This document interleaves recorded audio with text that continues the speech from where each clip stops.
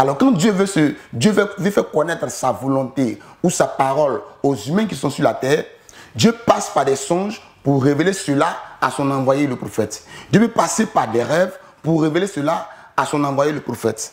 Et un humain qui est sur la terre peut faire des songes, bien sûr. Il peut faire des rêves, bien sûr.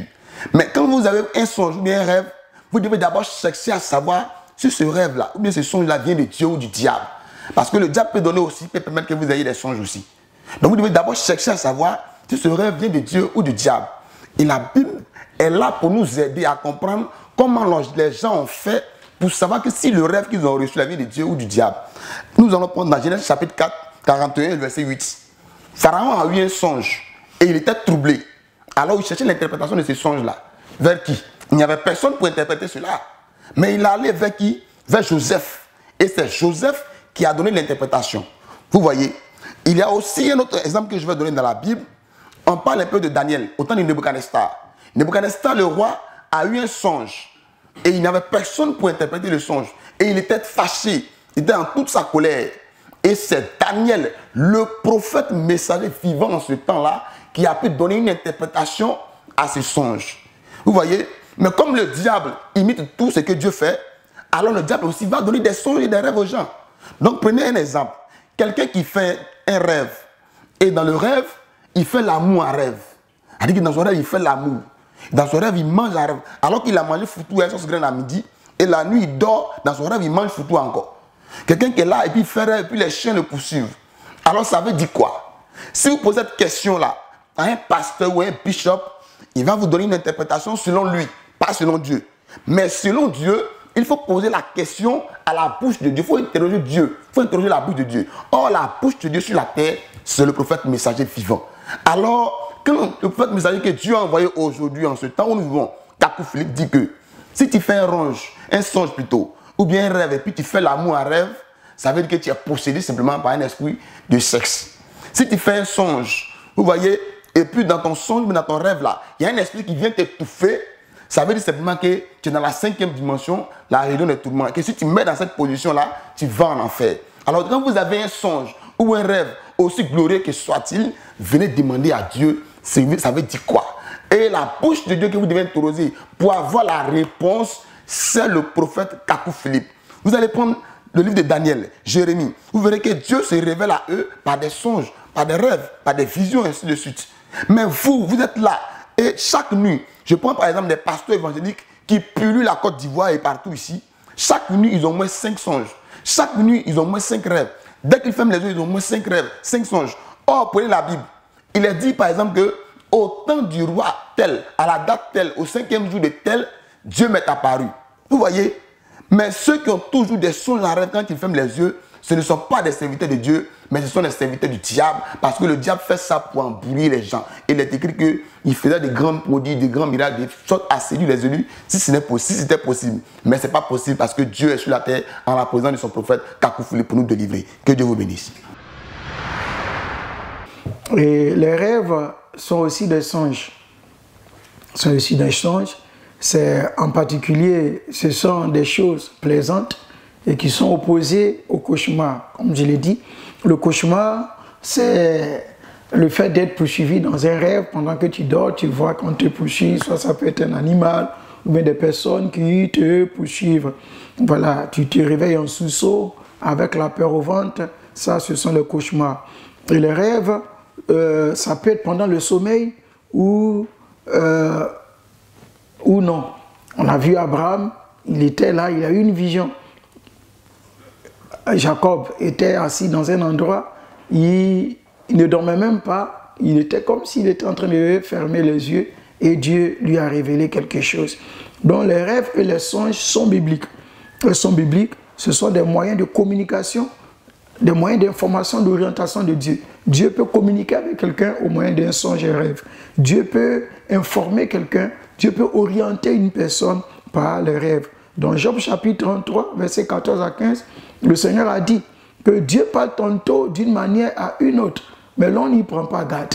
Il nous parle par des songes et par des visions nocturnes lorsque nous sommes dans un profond sommeil. Donc les temps dans lesquels nous sommes, ce sont les temps des rêves, Aujourd'hui, d'autres disent non, quand tu éclaires un rêve, non, laissez votre affaire de rêve là. Nous, c'est la parole de Dieu, on met en pratique. Bien aimé, Dieu, il y a ce qui n'est pas écrit dans la parole que Dieu. Est-ce que c'est mentionné dans la parole de Dieu? Ce n'est pas mentionné, c'est dans un rêve que Dieu a révélé mon ministère. Ce n'est pas écrit dans la Bible que j'ai là commencé à rassembler le peuple de Dieu en 2015. Mais Dieu m'a paru en songe pour me dire il est l'heure de commencer le ministère. Et c'est comme ça que je le fais. Donc les rêves doivent être considérés. Les rêves doivent être pris en considération parce que les rêves sont d'actualité. Dans Joël 2, verset 28, la Bible dit que dans les derniers jours, Dieu va répandre son esprit. Les vieillards vont avoir des songes. Donc aujourd'hui, lorsque quelqu'un a un songe, il ne faut pas dire que voilà, les songes ne sont pas d'actualité, il faut laisser les songes. Les songes sont indicateurs, les songes orientent. On a vu, c'est dans un songe que l'ange de Dieu s'est révélé à Joseph, l'époux de Marie, lorsqu'il voulait rompre secrètement avec Marie pour le faire qu'elle soit enceinte. Dans Matthieu chapitre 1, verset 20, il dit ne romps pas avec Marie, car l'enfant qu'elle a vient du Saint-Esprit. Que Dieu vous bénisse et que sa grâce soit sur vous. Je vous remercie. Bismillah, salatu salam ala rasulillah. À présent, nous parlons des rêves et des songes. Les rêves ou encore les songes, les rêves ou les songes, voilà, sont des choses, n'est-ce pas, auxquelles l'islam trouve une explication. Et pour expliquer cela ou bien justifier cela, on verra qu'il y a une sourate qui est dans le Coran, sourate Yusuf. Et cette sourate-là, elle dit nous allons te relater la plus belle des histoires qui se trouverait, n'est-ce pas, dans le Coran. Et dans cette sourate-là, on voit qu'il s'agit des rêves. Elle commence par, n'est-ce pas, un rêve, au milieu un rêve et à la fin également un rêve. Et on verra qu'au cours de l'explication de cette histoire-là, il y a l'interprétation du rêve qui est fait par Yusuf alayhi salam.